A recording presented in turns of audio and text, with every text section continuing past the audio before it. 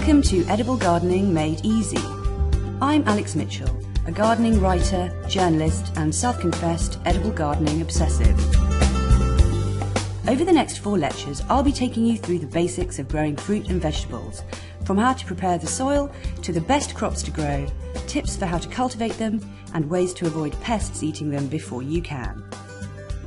Even if you have never sown a seed in your life, this course will give you the confidence to grow delicious salads, herbs, tomatoes, carrots and much more, whether you have a huge garden or room only for a few pots.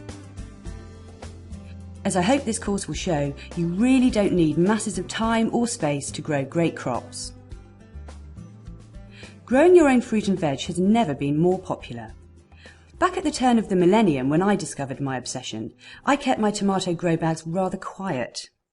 The only people growing their own veg in those days seemed to be middle-aged men, brewing red currant wine in the allotment shed to get away from their wives. 10 or so years later, and we are in the grip of a growing your own revolution. Everyone's doing it. Allotments have never been more sought after, and those tired of waiting for one, such as me, are now turning their back gardens into productive grow zones, intermingling their tulips with sun-warmed tomatoes and glossy chard. Maybe we've all just woken up to the fact that homegrown crops taste better. But I think there's more to it. Growing food gives us a satisfying connection to the soil and the seasons, particularly for those of us who live in cities. This course takes you through a whole growing year, so you can sow and plant as we go. This first lecture gets you all set for planting. We'll cover how to assess your growing site, soil preparation and digging, as well as an introduction to composting and wormeries. Lecture 2 covers sowing and runs through lots of delicious easy crops to try. Future lectures will cover summer and finally autumn and winter. I'm not going to cover every fruit and vegetable crop you can possibly grow. You may notice omissions such as main crop potatoes, asparagus, cabbage, Brussels sprouts and turnips. I've left some out because they're tricky for beginners, others because I don't think they give enough back when you grow them at home. This might be because they take up too much space or don't deliver taste-wise over shop-bought versions. Instead, I've chosen crops that will work even in small spaces, those that taste superior, can be grown with relative ease, and that will reward you with a plentiful, beautiful harvest. All the gardening methods in this course are organic. There are no nasty chemicals, and all the advice here is geared towards creating a garden run on organic lines. So, let's get on with preparing your edible Eden. You might be wondering if preparing soil is necessary. It can seem like a hassle when you really want to get on with the glamorous part of gardening, the planting. But it really is worth doing because, as the gardening veterans say, look after your soil and the plants will look after themselves. If your soil is fertile, weed-free and holds moisture well without becoming waterlogged, your plants won't need feeding or watering as often. You won't have to be in competition with weeds for space, water and nutrients, and they'll also be less susceptible to pests and diseases. In no area of gardening is this perhaps more important than when growing fruit and vegetables. Edible crops are often hungry feeders, meaning they take a lot of goodness out of the ground, so they really need fertile soil to grow well. So, how do you get your soil into good shape?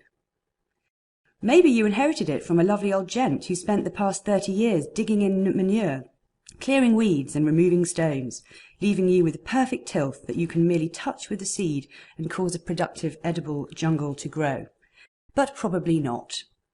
Chances are your allotment is waist-high in weeds and your garden a rectangle of boggy lawn flanked by limping shrubs, badly drained soil and a healthy army of weeds. Here's mine before I started work on it. And here's what it looks like now.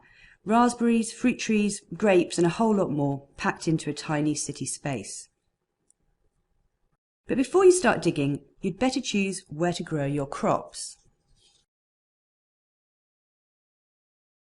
Generally, fruit and vegetable plants require sun to grow well. So your ideal location for your veg patch or containers is a sunny, sheltered spot away from trees or hedges. Take a good look at your garden over a few days, observing how the sun travels across the sky, bearing in mind it rises in the east and sets in the west. Work out which way your garden faces and which bits of the garden get the most sun. Remember that the sun is higher in the sky in the summer than it is in winter, so areas that may be in shade in winter could be in full sun in the summer. In the northern hemisphere, south-facing gardens get the most sun, north-facing ones the least. East-facing gardens get morning light and west-facing ones get afternoon and evening light. Avoid windy areas if you can, and beware of shade cast by fences, buildings or trees. Dappled or partial shade is not too much of a problem to edible crops, but full shade is tricky. If you have a large space, you'd be best to choose a sunny shelter spot for your veg patch.